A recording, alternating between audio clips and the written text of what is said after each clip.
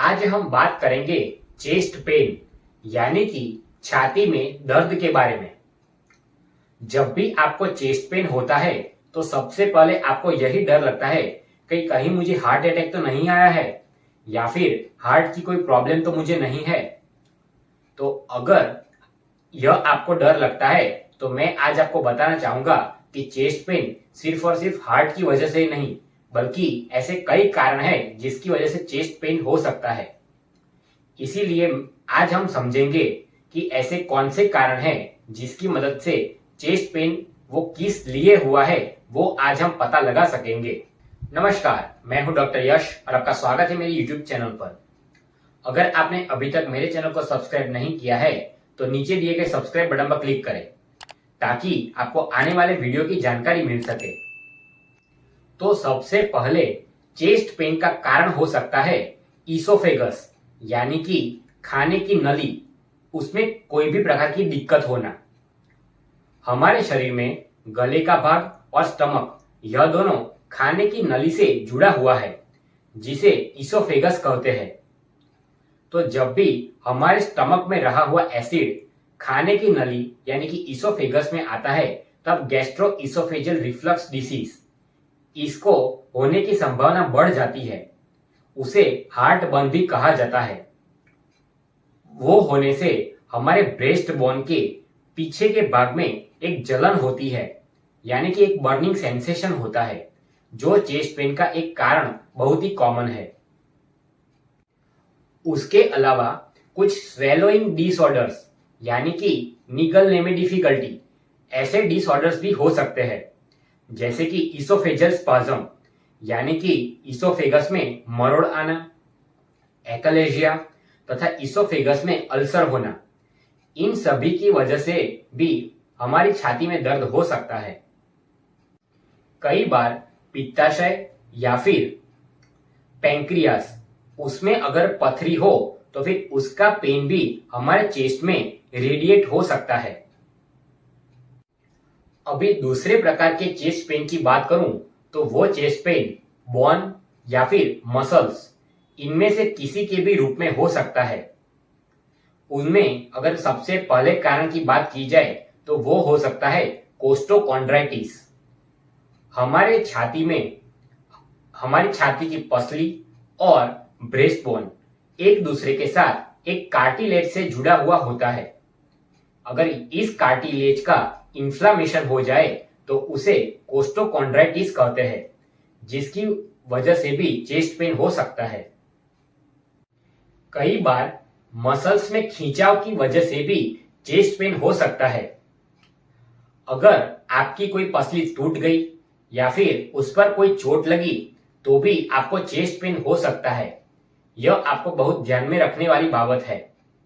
अभी उसके अलावा अगर और कोई कारण की बात करें कि जिसकी वजह से चेस्ट पेन होता हो तो वो है फेफड़ों की प्रॉब्लम्स। उनमें से सबसे पहले बात करें तो वो है पल्मोनरी एम्बोलिज्म। उसमें हमारे फेफड़ों में रही हुई ब्लड वेसल यानी कि लोही की नस में एक ब्लड क्लॉट हो जाता है यानी कि ब्लड का एक गड्ढा बन जाता है जिसकी मदद से जब भी लंग टिश्यू को ब्लड सप्लाई होता है वो रोक दिया जाता है उस ब्लड क्लॉट की वजह से, जिसकी वजह से भी उस लंग के टिश्यू को नुकसान पहुंचता है और वो चेस्ट पेन करता है।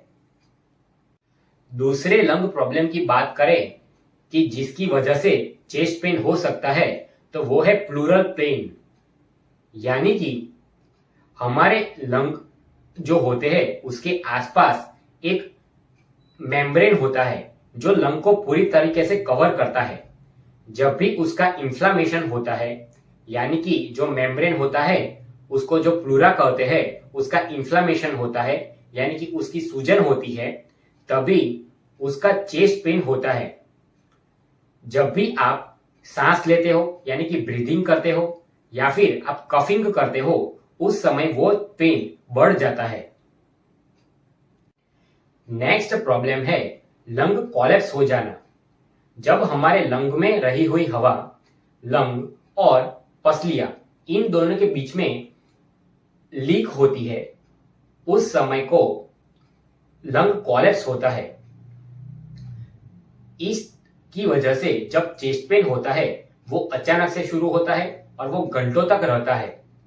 इस समय के दौरान सांस लेने में भी दिक्कत होती है। नेक्स्ट प्रॉब्लम है पल्मोनरी हाइपरटेंशन।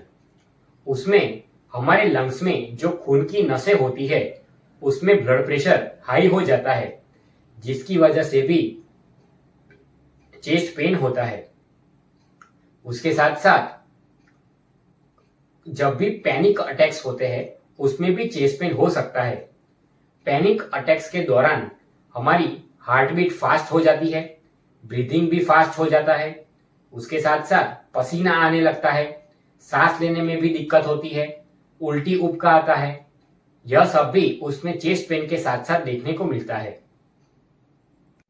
नेक्स्ट प्रॉब्लम है शिंगल्स। उसमें ब्लिस्टर का एक बैंड हमारी बैक से शुरू होकर चेस्ट में वो पेन करता है। यह पेन बहुत ही इंटेंस पेन होता है। अभी आखिर में हम बात करते हैं हार्ट की।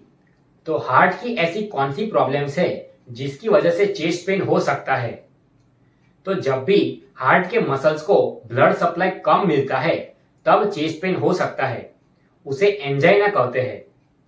यह एंजाइना होने का मुख्य कारण हार्ट की खून की नसों में प्लाक जमा होना है।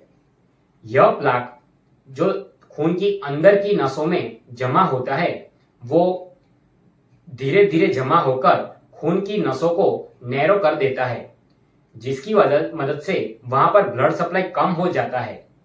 यह ब्लड सप्लाई कम होने की वजह से आपको चेस्ट पेन हो सकता है।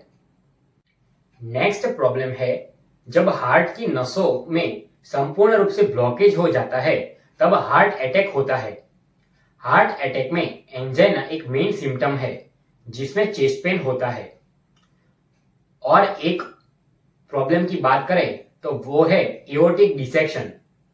उसमें यह एक बहुत ही लाइफ थ्रेटनिंग कंडीशन है ऐसा कहा जा सकता है, क्योंकि उसमें जो एओर्टा होता है, जो हार्ट की मुख्य नली होती है, उसकी दीवार के अंदर के भाग के जो लेयर्स होते हैं वो सेपरेट हो जाते हैं और उन लेयर्स के बीच में ब्लड सप्लाई होता है, जिसकी मदद से एओर्टा रप्चर भी हो सकता है और उससे चेस्ट पेन होता है।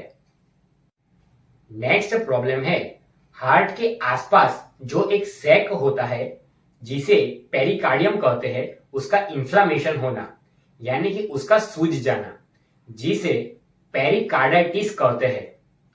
वो होने से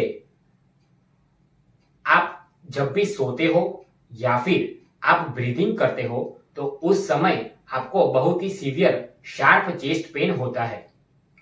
अगर आपको यह वीडियो पसंद आया हो तो इस वीडियो को लाइक करें और शेयर करके अधिकतम से अधिकतम लोगों तक पहुंचाएं ताकि उनको भी इस इंफॉर्मेशन का लाभ मिल सके। Thank you.